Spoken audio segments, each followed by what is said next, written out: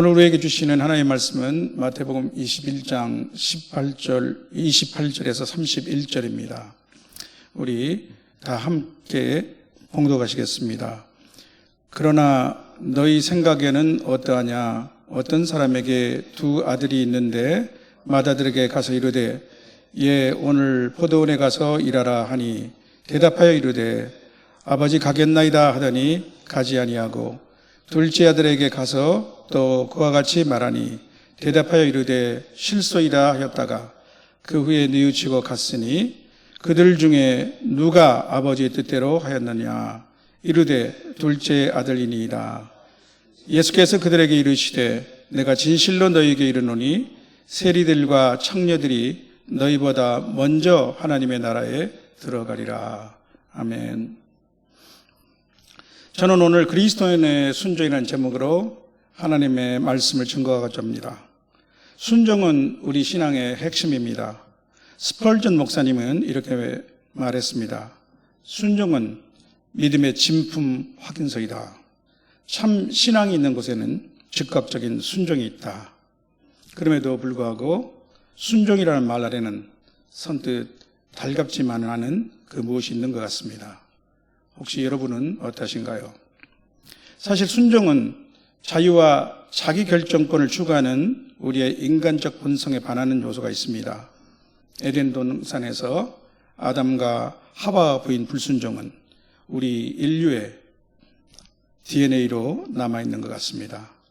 인간 발달 심리학에서는 생후 18개월에서 30개월 사이에 어린아이가 자율성을 강하게 시도하면서 부모나 양육자의 말에 반발하는 경우가 잦아진다고 합니다.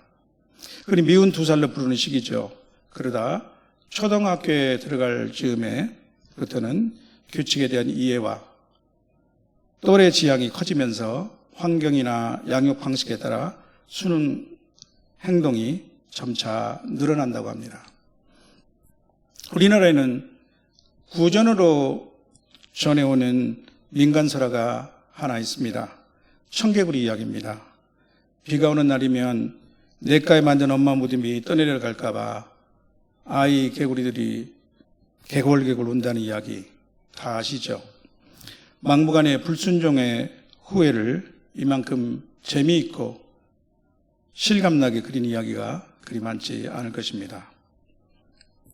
오늘 본문은 예수님이 대제사장들과 장로들에게 비유로 말씀하신 내용입니다. 예수님이 성전에 들어가서 가르치실 때 그들은 이렇게 따졌습니다. 도대체 누가 준 무슨 권위로 이런 일을 하십니까? 그들은 하나님의 말씀은 오직 자신들이 가르칠 수 있는 자격이 있다고 생각했나 봅니다. 본문은 아주 간단한 이야기입니다. 한 포도원 주인에게 두 아들이 있습니다. 그가 맏아들에 가서 포도원에 가서 일하라고 했더니 아버지 갈게요 하고도 가지 않았습니다. 반면에 이 아버지가 둘째 아들에게 가서 똑같이 말했습니다. 그랬더니 싫어요 대답했다가 그 후에 뉘우치고 갔습니다. 그리고 예수님의 질문이 있습니다. 그들 중 누가 아버지의 뜻대로 하였느냐? 그들이 대답했습니다. 그들은 대제사장들과 장로들입니다. 둘째 아들입니다. 당연한 답변이죠. 예수님이 이어서 그들에게 말씀하셨습니다. 내가 진실로 너희에게 이르노니 세리들과 청녀들이 너희보다 먼저 하나님 나라에 들어가리라. 그들은 말로만 하나님의 말씀을 따르는 채 하지만 실제 행동으로 순종하지 않기 때문입니다. 따라서 그들은 죄인이라 무시하던 세리와 청녀들보다 먼저 하나님 나라에 들어갈 자격이 없다고 하시는 것입니다. 이들에 대해서 나중에 예수님은 우리와 제자들에게 이렇게 말씀하셨습니다. 서기관들과 바리새인들이 모세의 자리에 앉았으니 그러므로 무엇이든지 그들이 말하는 바는 행하고 지키되 그들이 하는 행위는 본받지 말라. 그들은 말만 하고 행하지 아니한다. 또한 예수님은 일찍이 이렇게 말씀하셨죠. 나더러 주여 주여 하는 자마다 다 천국에 들어갈 것이 아니요 다만 하늘에 계신 내 아버지의 뜻대로 행하는 자라야 들어가리라. 오늘 본문에서 우리는 순종에 관한 두 가지 핵심 메시지를 읽을 수 있습니다. 첫째로 순종은 방향 전환입니다. 둘째 아들은 처음에 아버지의 명령을 거절했지만 나중에 돌이켰습니다. 긍정적 대답과 일치된 행동으로 순종을 보였으면 더 좋았겠지만 아무튼 그는 생각을 바꿨습니다. 무슨 이유 때문이었을까요? 일을 마쳤을 때 느꼈던 그 뿌듯함이 생각났을까요? 아니면 아버지의 기뻐하실 얼굴 때문에 그랬을까요? 한편 대답은 잘하고서도 불순종으로 돌아선 큰아들도 나름의 이유가 있었겠죠. 포도원 일이 갑자기 지겨워졌거나 그날따라 몸도 찌뿌둥하고 읍내나가 오랜만에 바람이라도 쐬고 싶은 충동이 일어났을지도 모르죠. 둘째로 순종은 말이 아니고 행동입니다. 말보다 포도원에 들어간 걸음이 포도원 주인 아버지의 마음을 기쁘게 합니다. 저희 집안에도 본문의 큰아들과 같은 사람이 있습니다. 제가 제 설교 동영상을 카톡으로 보내면서 이번에는 꼭 한번 들어보면 좋겠다 당부를 합니다.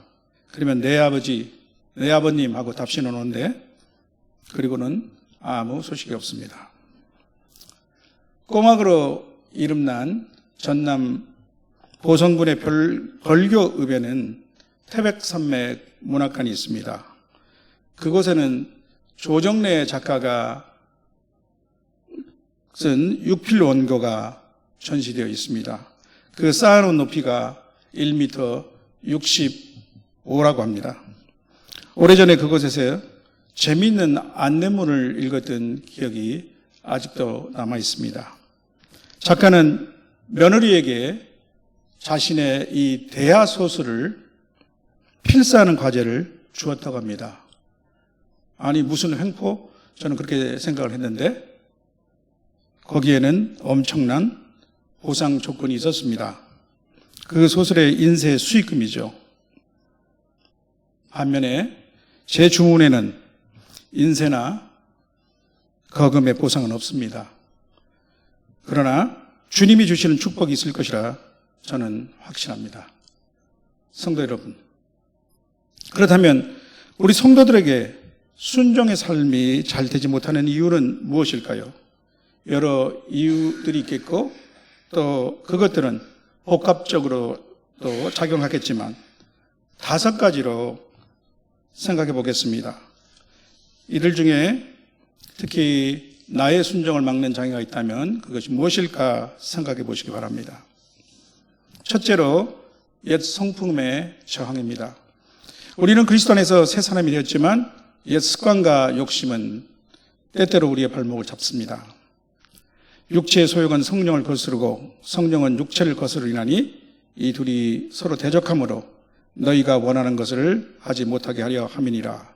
갈라디아서 5장 17절 말씀입니다. 그러면 우리는 어떻게 해야 하겠습니까? 그리스도 예수의 사람은 욕치 않게 그 정욕과 탐심을 십자가에 못 박았음을 확인해야 합니다. 우리는 매번 십자가에 다시 나의 옛자를 내려놓아야 합니다. 바울 사도는 이렇게 말했습니다. 나는 날마다 죽노라. 둘째로 두려움과 의심입니다. 이것은 결국 믿음의 부족입니다. 순종의 대가로 혹시 내게 큰 불이익이 오지 않을까 하는 이성의 계산기가 빠르게 움직일 때 그만큼 두려움이 커지고 순종의 용기를 잃어버리기 쉽습니다. 때로는 그 저항이 골리앗만큼이나 크고 위협적일 수도 있습니다. 이때는 무엇보다 주님 앞에 자신의 믿음 부족을 고백하고 간구해야 합니다. 내가 믿나이다. 내 믿음 없는 것을 도와주소서. 이렇게 말입니다. 셋째로 환경과 문화적 압박입니다. 세상의 소리가 크게 들리는 곳에서는 말씀의 소리는 작게 들리는 법이죠. 그래서 성경은 우리에게 이렇게 권고하고 있습니다. 너희는 이 세대를 본받지 말고 오직 마음을 새롭게 함으로 변화를 받아 하나님의 선하시고 기뻐하시고 온전하신 뜻이 무엇인지를 분별하도록 하라. 이 세상에 대한 성도의 기본 자세는 동화나 순응이 아니라 변화입니다. 죽은 물고기는 물의 흐름을 거슬러 올라갈 수 없습니다. 넷째로 본보기나 멘토가 없을 때입니다. 성경은 우리 주변의 스승들을 본받기를 권고하고 있습니다. 하나님의 말씀을 너희에게 일러주고 너희를 인도하던 자들을 생각하며 그들의 행실의 결말을 주의하여 보고 그들의 믿음을 본받으라. 히브리서 13장 7절 말씀입니다. 마지막 다섯 번째로 그러나 가장 중요한 순종의 장애가 있습니다. 그것은 성령의 능력이 아니라 나의 의지력에 의존하는 것입니다. 우리의 신앙생활에서 궁극적으로 내가 하는 것은 없습니다. 내 힘으로만 하려 할 때 우리는 탈진되고 말 것입니다. 번아웃이라고 하죠. 성령께 의존하여 성령께서 함께 일하시도록 해야 합니다. 우리 교회 계단을 올라가다 보면은 그 계단 사이사이에 앞면에 작은 글귀가 하나씩 붙어 있는데 그 중에 기도보다 성령보다 앞서지 말자라는 것이 있습니다. 혹시 여러분들은 주목해 보셨나요? 성경은 말씀합니다. 너희 안에서 행하시는 이는 하나님이시니 자신의 기쁘신 뜻을 위하여 너희에게 소원을 두고 행하게 하시나니. 빌립보서 2장 13절 말씀입니다. 이 하나님의 뜻을 따라 성령께서도 같이 일해 주시는 것입니다. 지금까지 우리는 성도의 실제적인 삶에서 순종을 방해하는 요소 5가지를 살펴봤습니다. 핑계 없는 무덤이 없다는 말과 같이 우리가 순종하지 못하는 이유와 핑계는 이외에도 너무도 많이 있을 것입니다. 순종의 주체인 우리가 아직 육신을 입고 있고 또 우리가 몸담고 있는 이 세상은 죄로 타락해 있기 때문입니다. 하나님의 뜻과 말씀에 순종하는 것은 본질적으로 죄와 죄의 본성에 맞서 싸우는 것입니다. 그것은 자연법칙에 역행하는 것이죠. 거기에는 무엇보다도 나 자신과의 싸움이 있습니다. 우리 담임 목사님이 가끔 말씀하시는 요나가 가장 큰 문제입니다. 요노면 나 말입니다. 바울 사도의 탄식처럼 때로 우리는 이렇게 고백하지 않을 수 없습니다. 내 속사람으로는 하나님의 법을 즐거워하되 내 지체 속에서 한 다른 법이 내 마음의 법과 싸워 내 지체 속에 있는 죄의 법으로 나를 사로잡는 것을 보는도다. 오라, 나는 공부한 사람이로다. 이 사망의 법에서 누가 나를 건져내랴. 로마서 7장 22절에서 24절 말씀이죠. 우리가 내 자신의 연약함만을 주목한다면 우리는 결코 승리할 수 없을 것입니다. 하나님의 말씀에 순종하는 것에서도 번번이 실패하고 말겠죠. 우리는 힘을 잃고 낭망하게 될 것입니다. 또한 이 실패는 우리를 정죄하며 발목을 잡을 것입니다. 나는 안 돼. 내가 할 수 있는 것은 없어. 우리는 이렇게 나약해질 수 있을 것입니다. 그러나 바울 사도는 우리의 참 모습을 보았습니다. 그것은 그리스도 예수 안에 있는 나입니다. 이제 그리스도 예수 안에 있는 저에게는 결코 정죄함이 없나니 이는 그리스도 예수 안에 있는 생명의 성령의 법이 죄와 사망의 법에서 너를 해방하였습니다. 로마서 8장 1, 2절 말씀, 우리가 잘 암송하는 말씀이죠. 이뿐만이 아닙니다.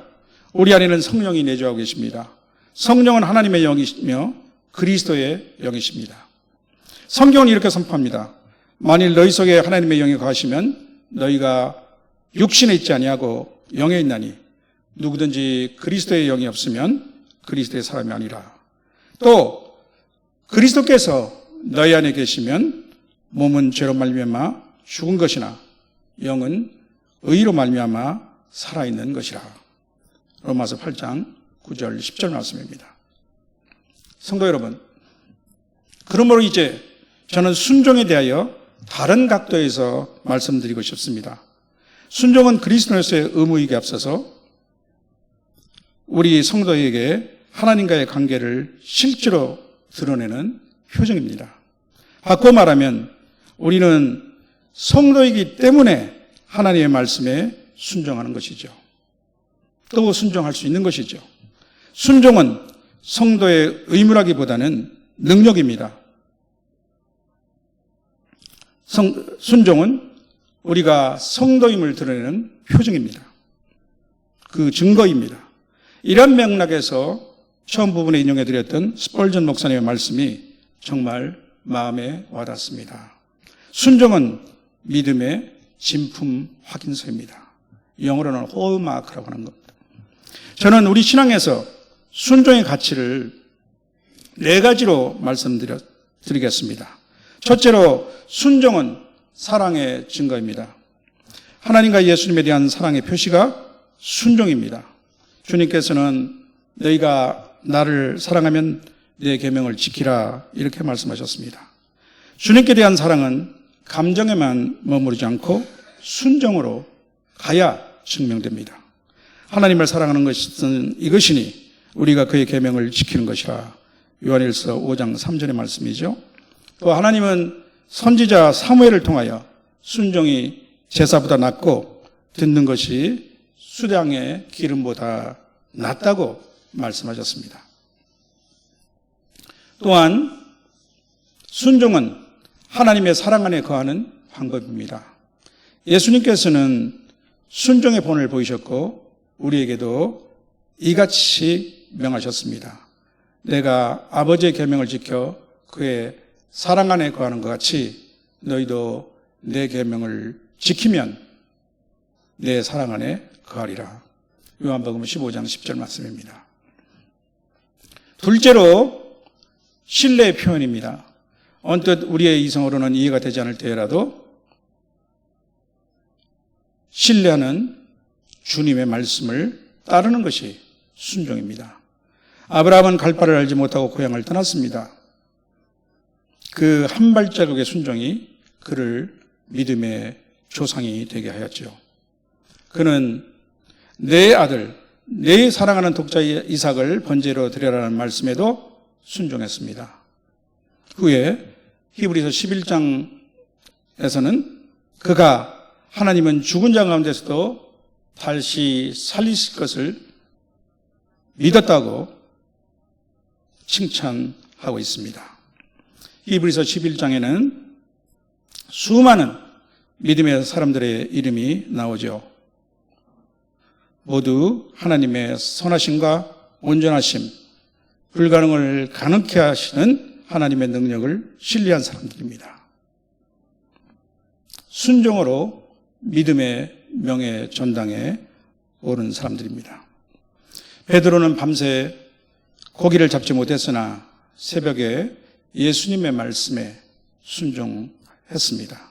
선생님, 우리들이 밤이 새도록 수고하였으되 잡은 것이 없지만 말씀에 의지하여 그물을 내리겠나이다. 순종은 전문가의 입장과 견해를 내려놓고 예수님의 말씀을 신뢰하는 것입니다. 세 번째로 순종은 성화의 통로입니다. 항상 복종하여 두렵고 떨림으로 너희 구원을 이루라 라고 빌립보서 2장 12절을 말씀하십니다. 성화는 계속적으로 하나님이 이루어 가시는 일이지만 우리는 순종함으로 동참해야 합니다. 두렵고 떨림으로라는 표현은 진지한 순종의 자세를 말하는 것이겠죠. 성경은 예수님조차도 순종으로 온전케 되셨다고 말씀하고 있습니다. 그가 아들이면서도 받으신 고난으로 순종함을 배워서 온전하게 되셨은즉 자기에게 순종하는 모든 자에게 영원한 구원의 근원이 되시고. 히브리서 5장 8, 9절의 말씀입니다. 마지막 네 번째로 순종은 그리스도인의 연합 공동체를 세우는 핵심 요소입니다. 그리스도를 경외함으로 피차 복종하라. 에베소 5장 21절 말씀입니다. 그리스도를 경외하는 성도들은 공동체 안에서 서로 복종함으로써 질서와 사랑 안에 서게 됩니다. 성도들은 지도자와 또 서로에게 순종할 뿐 아니라 지도자는 성금의 리더십을 보여줍니다. 나아가 성경은 이렇게 말씀하고 있습니다. 너희를 인도하는 자들에게 순종하고 복종하라. 그들은 너희 영혼을 위하여 경성하기를 자신들이 청산할 줄 같이 하느니라. 누구나 각자가 하나님 앞에서 청산한 것이지만 인도자들은 자기가 인도하는 그 성도들이 대신해서 마치 자기가 청산한 자처럼 그들을 돌보고 또 그들을 살펴본다는 말씀입니다. 영적 지도자에 대한 순종은 단순한 권위에 대한 순종을 넘어서 영혼을 돌보는 책임에 대한 신뢰와 협력입니다. 또한 가정에서도 아내와 남편 간의 관계는 복종과 사랑으로 나타납니다. 자녀들은 부모에게 순종하고 아비들은 자식들을 격려합니다. 또한 성경은 일터와 사회와 국가 안에서도 공동체의 질서 유지를 위한 순종을 강조하고 있습니다. 종은 상전에게 순종하기를 그리스도께 하듯 하고 상전들도 종들과 그들의 상전이 하늘에 계심을 알아서 종들을 선대할 것을 명령하고 있습니다. 에베소서 6장 8, 9절 말씀입니다. 이것은 오늘날 직장 안에서 상하관계의 원리로 준용할 수 있을 것입니다. 성경은 또한 이렇게 말씀하고 있습니다. 각 사람은 위에 있는 권세들에게 복종하라. 권세는 하나님으로부터 나지 않음이 없나니 모든 권세는 다 하나님께서 정하신 바라. 로마서 13장 1절 말씀이죠. 또한 인간의 모든 제도를 주를 위하여 순종하라고 말씀하고 있습니다. 베드로전서 2장 13절 말씀입니다. 사랑하는 성도 여러분, 이제 저는 오늘 말씀을 정리하고자 합니다. 하나님 말씀에 대한 순종은 때로는 쉽지만은 않습니다. 순종을 방해하는 여러 실질적인 이유를 우리는 살펴보았습니다. 순종은 이 세상에 역행하는 것이며 우리의 옛자를 죽이는 것입니다. 자기 십자가를 지고 주님을 따르는 것일 수도 있습니다. 그러나 순종은 성도의 의무이기에 앞서서 능력입니다.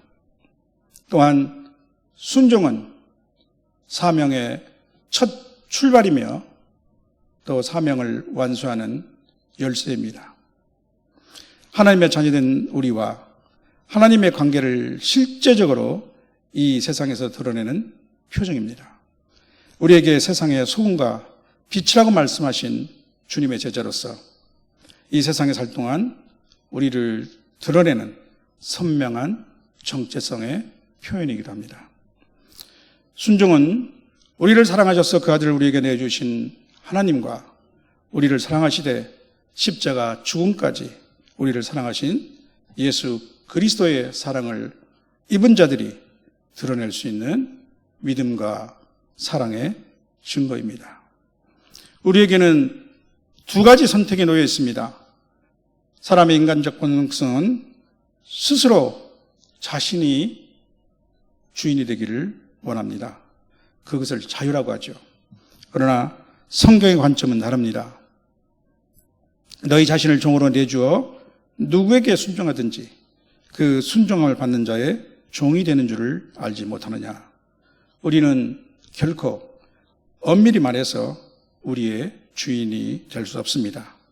우리에게는 혹은 죄의 종으로 사망에 이르고 혹은 순종의 종으로 의의 이르게 되는 두 가지 선택이 있습니다. 이제 우리에게는 이 두 가지 중에서 선택할 수 있는 자유의지가 주어졌습니다. 전에 우리는 우리 지체를 부정과 율법에 내주어 불법에 이르렀으나 이제는 우리 지체를 의에게 종으로 내주어 거룩함에 이르라. 성경이 우리에게 명하시는 것입니다. 로마서 6장 19절 말씀이죠. 이것을 위하여 우리 주님께서 십자가의 죽으심으로 우리의 모든 죄값을 먼저 치루어야 하셨습니다. 우리는 순종의 삶에서 실패할 수도 있고 때로는 넘어질 수도 있습니다. 그러나 우리는 다시 일어설 수 있습니다. 그리고 다시 순종의 첫 발을 내밀 수 있습니다. 보혜사 성령이 우리 안에 계시며 예수 그리스도께서 하나님 보좌 우편에서 중보해 주시기 때문입니다. 토마스 아켐피스는 그리스도를 본받아라는 저서에서 즉각적이고 온전하며 자발적인 순종을 강조했습니다. 즉각적이고 온전하며 자발적인 순종입니다. 예수님이 본을 주셨던 것처럼 항상 순종의 종으로 살아가는 여러분과 제가 되기를 주님의 이름으로 축원합니다. 아멘.